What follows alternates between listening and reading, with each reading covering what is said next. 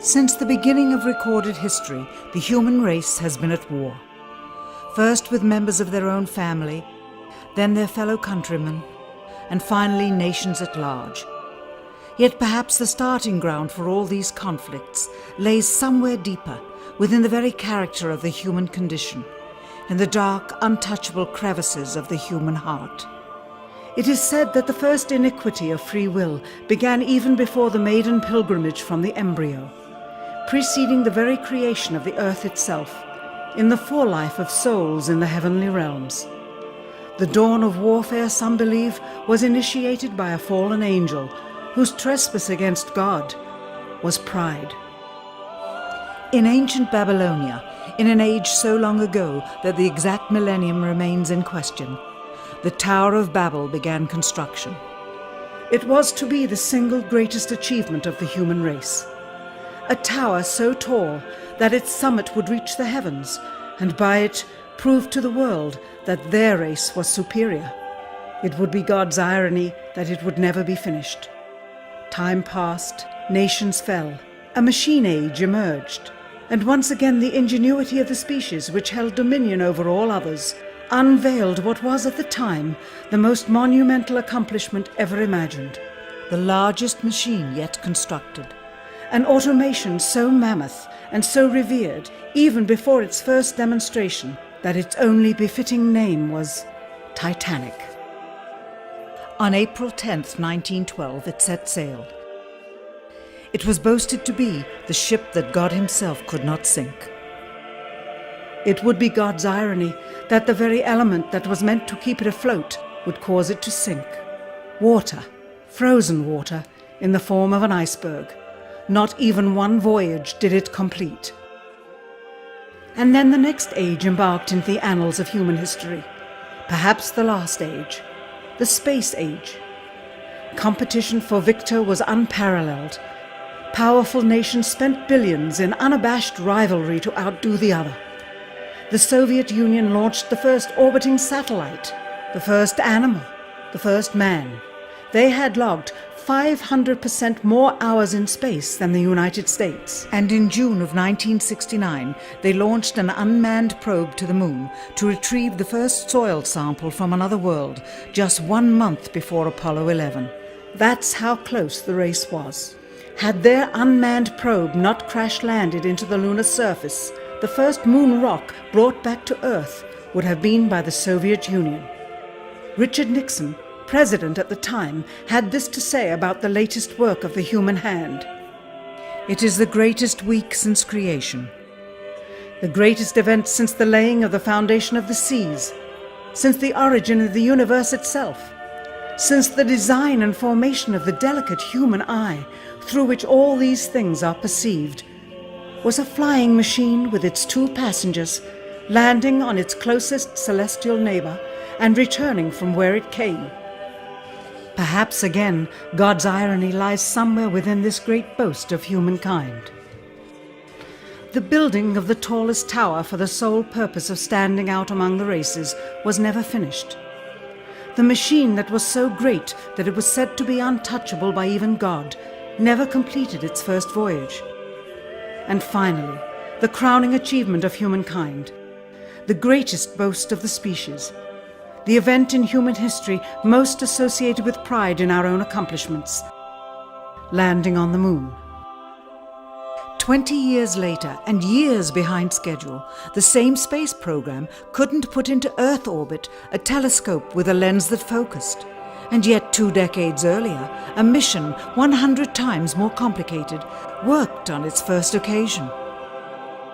With close scrutiny of the motives of the zealous Nixon administration, a critical examination of the entirely government-controlled press coverage, and newly discovered footage of the crew of Apollo 11 staging part of their mission, we wish to detail what may come to be the greatest government conspiracy of all time. A funny thing happened on the way to the moon.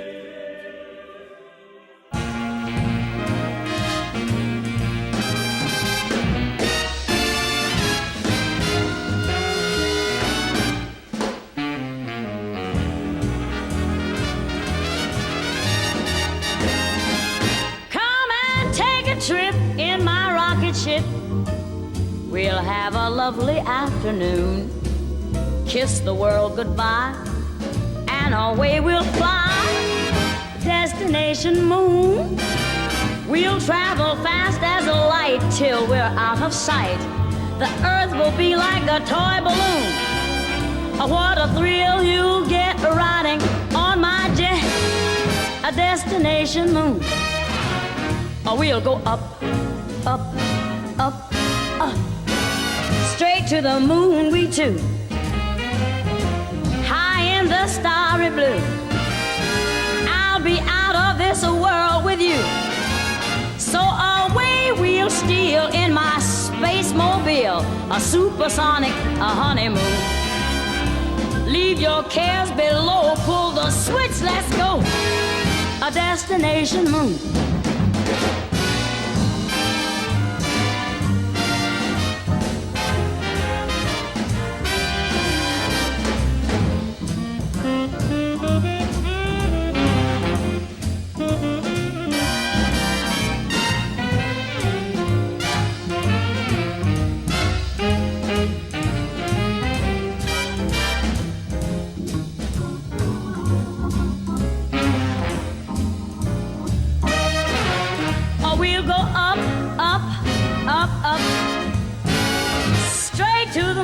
Too. We'll be high in the starry blue. I'll be out of this world with you.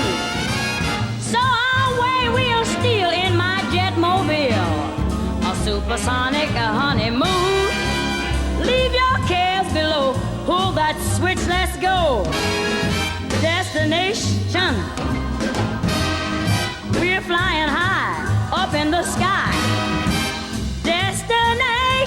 Destination moon.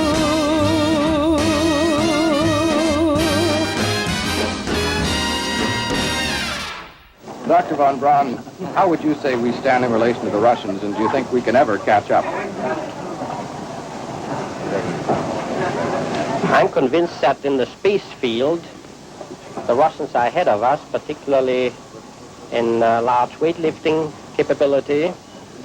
And that at the moment, the problem is not so much to catch up, but first build up the working speed that they have already demonstrated. After we are running as fast as they do, there's still a considerable gap to close, and only the future will tell whether we'll manage to close that gap. We cannot and will not ever get into this race as we should, so long as all of our objectives are short-term objectives. We've got to have no finite end to our objectives. The end of our objectives should be as far as we can see at any given time.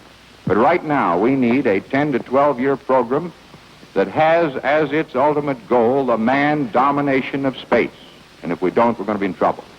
I believe that this nation should commit itself to achieving the goal before this decade is out of landing a man on the moon and returning him safely to the earth. We must assure our preeminence in the peaceful exploration of outer space, focusing on an expedition to the moon in this decade. T-minus 60 seconds and counting. We passed T-minus 60. 55 seconds and counting. Neil Armstrong reported back when he received the good wishes. Thank you very much. We know it will be a good flight. Good luck and Godspeed.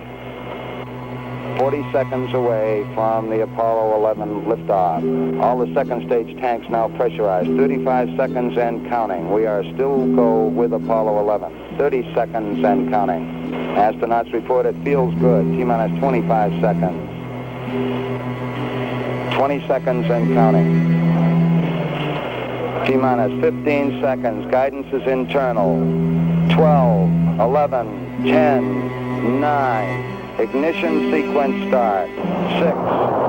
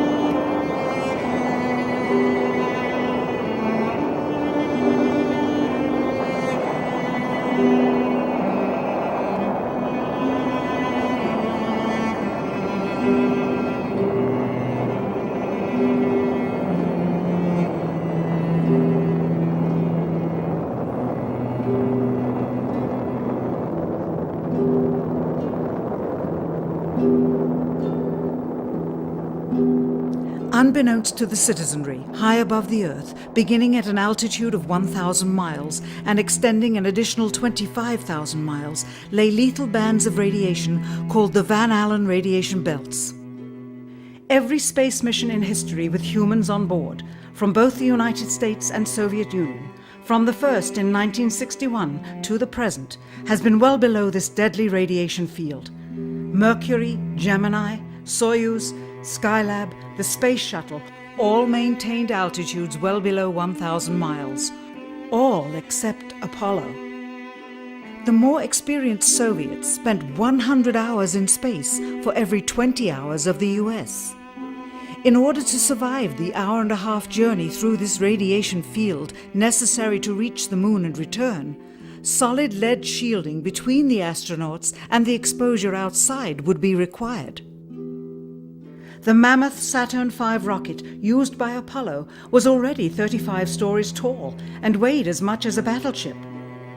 To add additional tonnage in the form of a lead barrier completely surrounding the crew members would have made it impossible for the vehicle to get off the ground.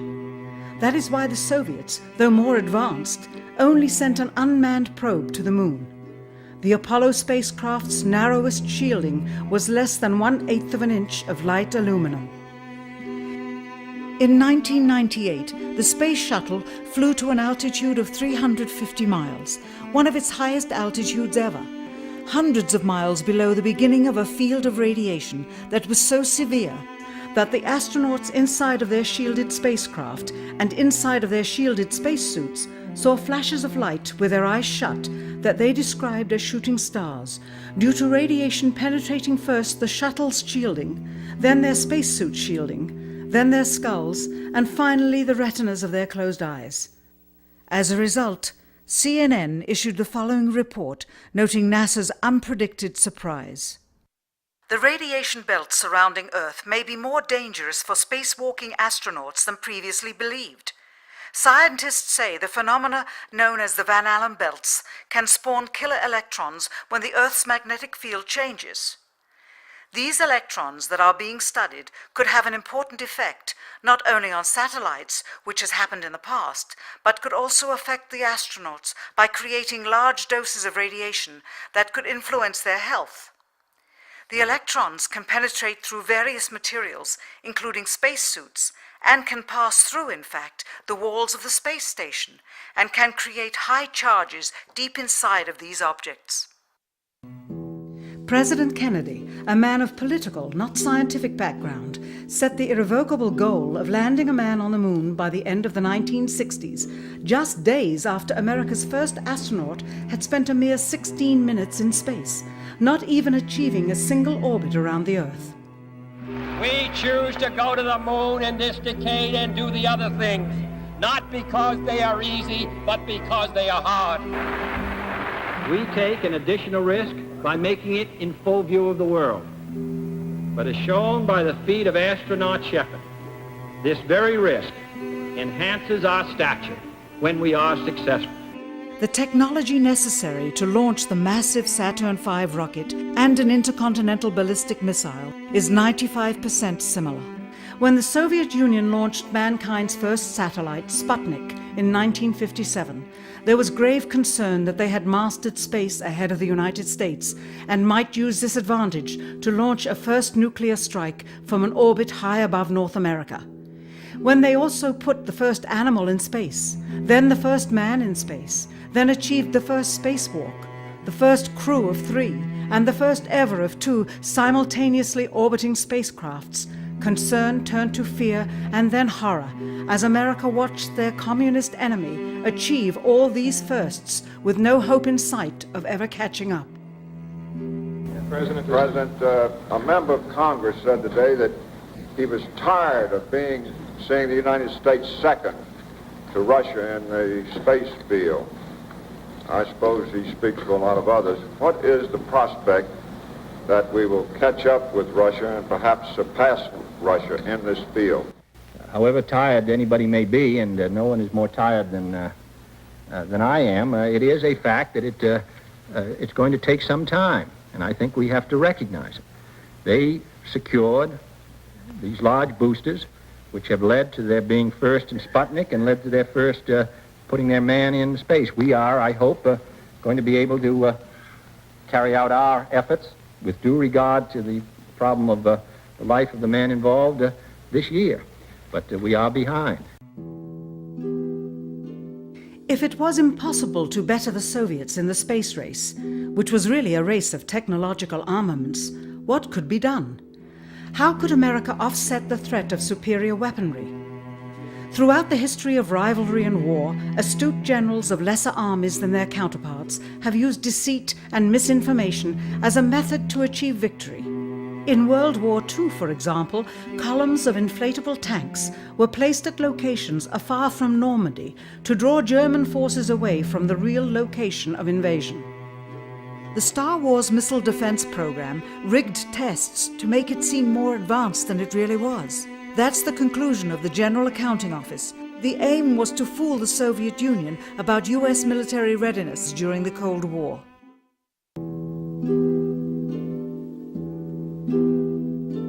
Certainly, it was not possible to fool just the Soviets about US strategic capability in the 1960s, while somehow informing 200 million Americans of the truth secretly.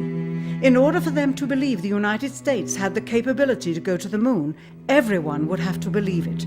Furthermore, the pride of a nation was at stake, and the goal of a martyr, not to mention the growing unrest domestically of a government throwing tens of thousands of lives away in a foreign war riddled with contradiction and ambiguity. In addition, the Apollo program had already spent billions of dollars. If it failed to achieve its goal with such an investment, it would indeed be a large and bitter pill for the taxpayers to swallow. The cost of the program, whose sole goal was to be the first to plant a flag on the lifeless rock just outside the Earth, if adjusted for inflation to the 21st century, was $135 billion. With a profit margin of just 7%, this would be equal to over $9 billion profit going to the privileged contractors chosen by their friends at NASA. If the machinery was in fact only achieving Earth orbit, as other earlier missions had already done, then the completion and functionality of the other components would not have been as important, and even more profit would have been made. $135 billion could feed 2 million people for their entire lives. It could also buy 2 million two-bedroom houses. Yet how could such an undertaking be kept secret, and for such a long time? To the latter, one needs only to remember that an unsolved riddle, 6 years older, the assassination of President Kennedy, still daunts the minds of the vast majority of Americans. As a parent of a conspiracy, as his assassin being assassinated himself, the truth of the matter has still escaped history. In keeping a secret of the magnitude of the Apollo missions being fraudulently created, one turns to the Manhattan Project for comparison. Surreptitiously building the first nuclear bomb during the early to mid-1940s involved 129,500 people over a 3-year period. Yet the secret did not get out. A quarter century later, the art and technology of espionage inevitably improved, narrowing dramatically the number of players in the know of a large clandestine operation. Just 1 year before the first mission to the moon, NASA launched the Tetra satellite, specifically designed to simulate flight data coming from the moon, so that the ground crews could rehearse the landing, much as the astronauts did in their own simulations.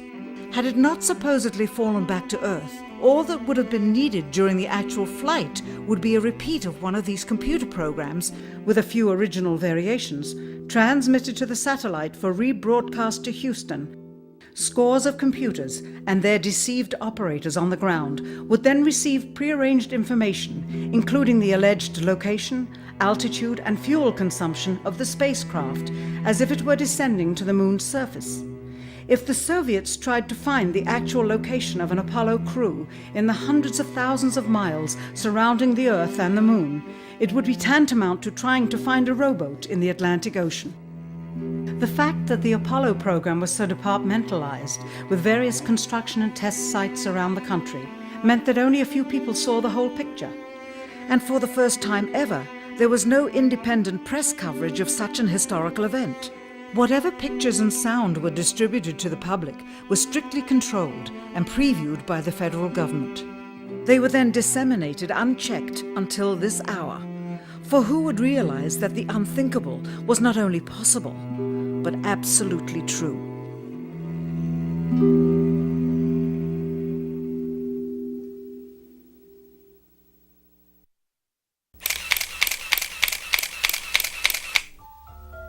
And what of the photographs?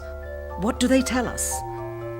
On 3 separate occasions, our office asked NASA's Public Relations Department for every single picture of an astronaut on the surface of the Moon, just during the maiden voyage of Apollo 11.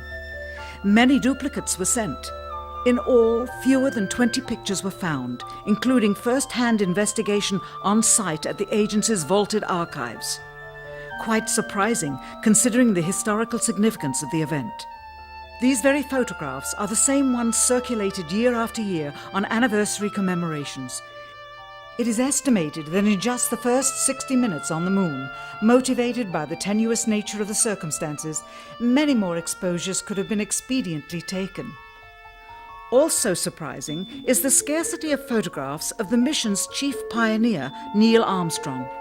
The greatest achievement in human history, and of the man whose first step echoed around the world, dawning a new age of scientific enlightenment, there is only one full-body picture of him on the Moon, besides this ghostly reflection. This one, taken by an automatic camera mounted on the side of the lunar module. Perhaps he feared liability should the whole conundrum later become unraveled.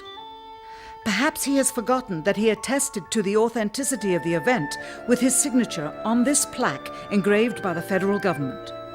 In fact, in the more than 30 years since the event, aside from NASA's initial press conference and the occasional brief anniversary remarks where few questions were permitted, he has never given one on-camera interview to anyone, ever. From an analytical standpoint, photographic anomalies have to be sought out with an understanding of lighting and shadows. The most straightforward is simple. When objects are lit solely by the sun, as all the scenes on the Moon were said to be, after all, lighting equipment was not only impractical, it was unnecessary in bright sunlight, then all shadows, regardless of the landscape, will run parallel with one another and never intersect, as shown by this example. In these seldom-seen photographs, obtained from a rarely used auxiliary NASA archival site, it is clear that these scenes were lit with artificial light. These shadows, which are cast at different angles, are evidence that a second light source is being used. In addition, the sun would not cause an isolated hotspot like this, only an artificial light would. Again, intersecting shadows and another hotspot. And again. And again. It is simply impossible for this picture to have been taken with sunlight on the Moon. Here, the shadows are shown to be as black as pitch. And yet here, completely in a shadow, the astronaut is lit up like a Christmas tree. How can this be? Or this, on the shadow side of the lunar module. In this magnification of an Apollo photograph, a rock, very likely a papier-mâché prop because of the crease here, is categorized with the letter C.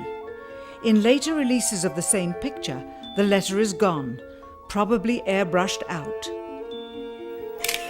Here, a crosshair, which was burned directly into the image from the film plate, and thus should always appear on top of the objects in the photograph, appears behind the object in this scene, clearly revealing a composite of 2 pictures into one.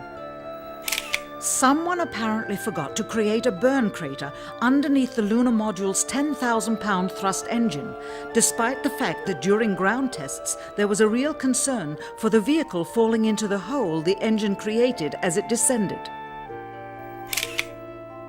Here is a depiction based on the latest specifications and scientific data. In these enlargements, it looks as though the lunar module was simply placed there. Not even one speck of moon dust on the landing pod. As a result, all subsequent flights had to have the same discrepancy, which was explained away by the effect of no atmosphere. And what about stars? On the moon, with no atmosphere, they must have been quite a sight to behold. Yet there is seldom any mention of them, if ever, by any of the astronauts on any of the missions. Undoubtedly, creating a mural with all the constellations properly placed in the sky would have been virtually impossible to create accurately, much less realistically. A competent amateur astronomer would have been able to call attention to the slightest error in measurement. The answer? Not to talk about the stars. Ever. In their post-flight press conference, it was the only question to which Neil Armstrong responded with an absence of memory. When you looked up at the sky, could you actually see the stars and the solar corona in spite of the glare? We were never able to see stars from the lunar surface or on the daylight side of the moon by eye without looking through the optics. I don't recall during the period of time that we were photographing the solar corona what stars we could see. I don't remember seeing any. Years later, though, Michael Collins would remember seeing the elusive stars and wrote about them in Expeditions to the Moon. It seems his memory improved the older he got. Why don't stars appear in any of the photographs? Simply because the proper, mostly closed exposure setting for the camera's iris, set that way to compensate for the bright sunlight on the moon's surface, completely diminished the faintness of relatively distant specks of diminutive light. This answer is true. It does not, however, explain why they never took any pictures of the stars by themselves, with an exposure setting perfect for them. While they took 3 automobiles to the moon, they never took a photographic telescope. Had they done so, they would have been able to see farther into the universe than had ever before been realized. If they had taken a telescope and were not actually on the moon, they would have had to concoct undiscovered galaxies that might one day prove to be non-existent. The cost of the 3 moon rovers in 21st century currency? Nearly $60 million each, though they had fewer parts than a Jeep. Where was all this money going? Then there's the flag, blowing in the wind, at least twice, on the atmosphereless moon. We can only guess that most of the missions were staged inside for fear of possible aerial or satellite reconnaissance from an unfriendly nation. The backpacks, designed for 1/6 gravity, must have had the cooling systems removed to allow for movement without falling over. With very near and hot studio lighting, that left one hot astronaut inside. Assuming that it was the astronauts inside, after all, their faces were always covered. The necessary mammoth amounts of air conditioning were probably responsible for the air current. Here the editor cuts to a still shot of the flag, just as the effect becomes noticeable. Here it is unchecked. This rare clip, attained decades ago, was never re-released with the inevitable increase in experience and scrutiny. To demonstrate 1/6 gravity, a bouncy, floaty feel to the astronauts' movements would be similarly achieved with relative simplicity. Slow motion. You are viewing the scenes as they aired more than 30 years ago. Now let's look at them with the speed doubled. It becomes discernible that they are, in fact, in Earth's gravity, and are no more leaving the ground than they would on Earth. It is clear from these rarely seen color television pictures that the crew of Apollo 11 brought a high-resolution color video camera with them on their mission, yet the only pictures broadcast live from the moon's surface were these from a low-definition black and white camera. In fact, the networks complained because in addition to this, they were forced to shoot the images, second generation, off of a projection TV of the technology of 30 years ago, and were not even allowed to take a direct feed, which further degraded the quality and clarity of the images. Perhaps this was precisely what NASA and the federal government had in mind. After all, it was a first, regardless of where they were. Better to open up their debut mission with fuzzy pictures and numerous blackouts, rather than show too much revealing detail of a false scene that was yet unproven. And finally, the element that seals their fate. Of all the footage of Apollo 11 requested from NASA over a 5-year period, one gem was discovered just before the completion of this documentary. An old reel received by mistake. It contains the raw or unedited footage of the crew of Apollo 11, Michael Collins, Edwin Aldrin Jr., and Neil Armstrong, staging part of their mission for nearly an hour in living color, with exceptionally clear behind-the-scenes audio of conversations discussing the techniques used to achieve a disingenuous picture depicting the Earth at a distance, in order to falsely demonstrate their far journey from it and their ability to survive passing through the Van Allen radiation belts. It cannot be misconstrued that this staging was done for some other reason prior to the mission, for the reel itself is slated and dated July 18th, 19th, and 20th, 1969, the very days of the mission when they were said to be approaching and achieving lunar orbit.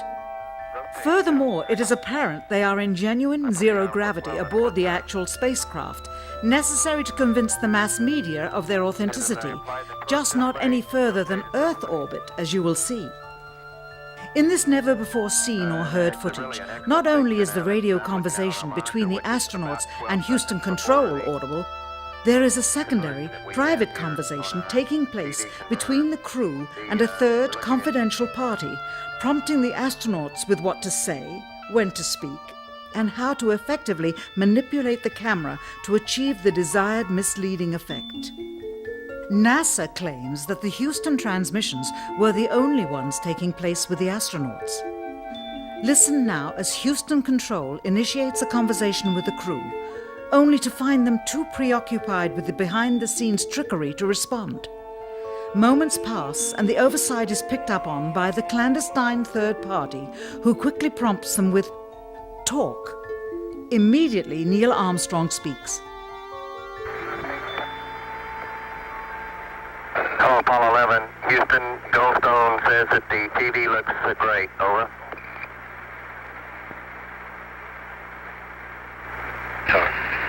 Okay, Roger. We're coming in on Earth.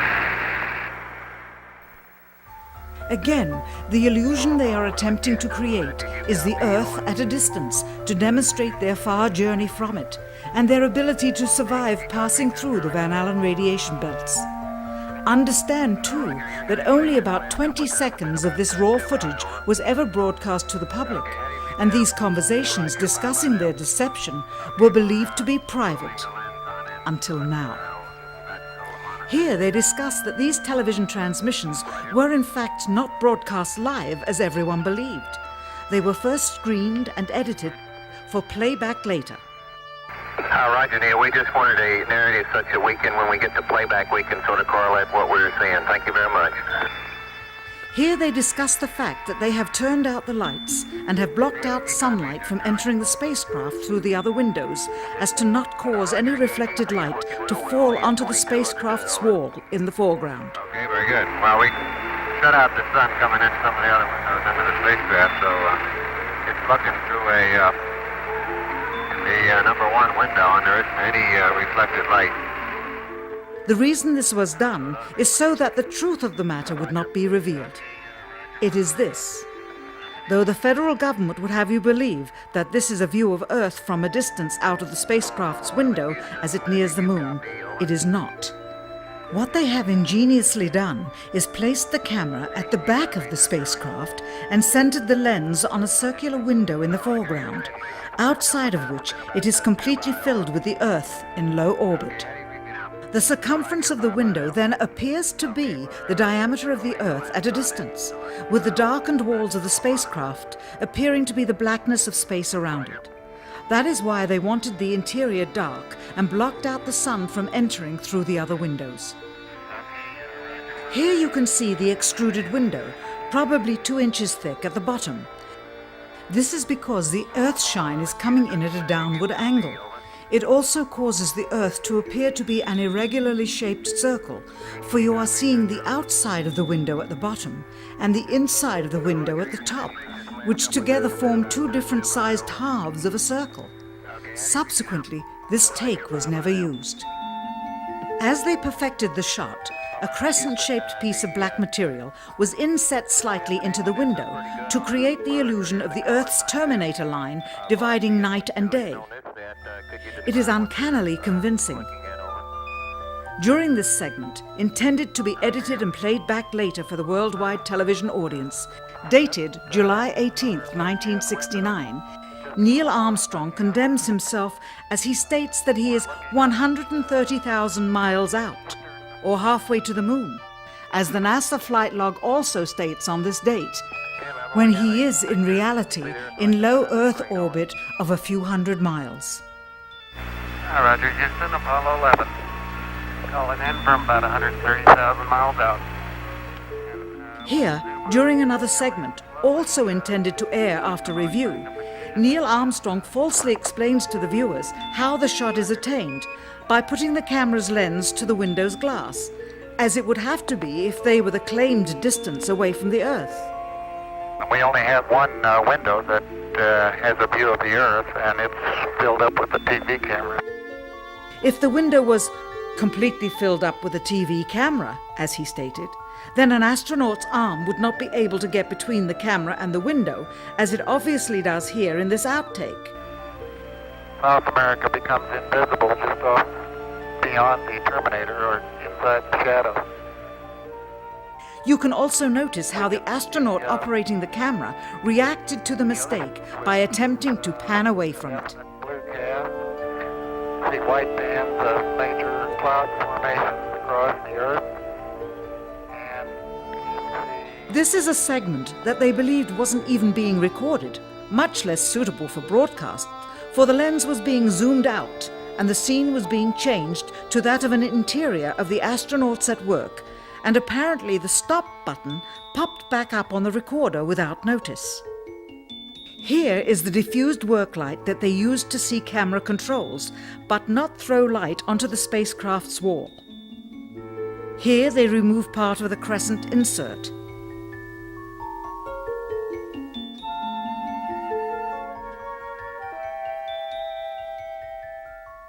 Finally, the iris is opened up and you can see the real location of the camera and the very bright and near Earth out the window. Here is the slate for the 19th of July, and the same shot of trickery on the 19th of July, and then the 20th, and the same misleading shot on the 20th. Later that evening, they were said to be walking on the moon. How can this be when they were in Earth orbit only 9 hours earlier, and the moon is some 3 days' journey away? Furthermore, if they genuinely went to the moon, why would they be faking any part of it? Why this trickery with the window? By faking being halfway to the moon, it becomes apparent that they did so because they could not even go halfway. It thus confirms that the stumbling block to their success was the lethal radiation of the Van Allen radiation belts. Since the same equipment was used on the subsequent missions in the 40 months that followed, none of them could have gone to the moon. They only increased their proficiency at staging them. When some TV viewers of the second manned mission to the moon telephoned the networks complaining that reruns of I Love Lucy were being interrupted, it became clear that for the taxpayers, once was enough. But it wasn't enough for the government and contractors. Billions of dollars of pure profit went with each return. How coincidental that the following mission would have the element of life and death jeopardy. Apollo 13. Now the public would take going to the moon more seriously and be reconnected with the drama. We now realize that perhaps the reason Neil Armstrong has never given an on-camera interview is because he doesn't want to lie anymore. What threats may have been made upon such honorable men or their families to possess their reluctant cooperation and later ill feelings towards perpetuating this still darkened hour in American history. NASA's highest-ranking official, James Webb, resigned without explanation just days before the first Apollo mission. Why, when he was on the threshold of achieving the greatest accomplishment of his career? All 3 Apollo 11 astronauts also resigned shortly after their return. On the 25th anniversary of the event in 1994, Neil Armstrong made a rare public appearance and held back tears as he spoke these brief cryptic remarks before the next generation of taxpayers as they toured the White House. Today we have with us a group of students among America's best. To you we say, we have only completed a beginning. We leave you much that is undone. There are great ideas undiscovered, breakthroughs available to those who can remove one of truth's protective layers. He is that layer. Perhaps someday soon, with the uncovering of this footage and its meaning, the true patriots of America will rise up or come forward and free the citizens and themselves from the sin that so easily entangles and from a federal government that needs to have the gangrene cut off. Even if the government's destruction would come from the truth, then it is not worthy to stand, and its betterment would inevitably follow. All of us are mortal. All of us will die. Perhaps the seeking of a clear conscience before that hour will motivate the truth into the light. Perhaps as citizens we should offer amnesty for this and other crimes of history, for facts from those involved before the truth perishes with them. Why must we wait until the year 2017 to open the Kennedy assassination files? Perhaps they will not even be opened then, for the law that reluctantly stipulates their release says so with this clause, quote, with the exception of documents certified for continued postponement by the President. Whoever believes the citizens to be too immature for the truth are too immature for power. The truth will always set us free.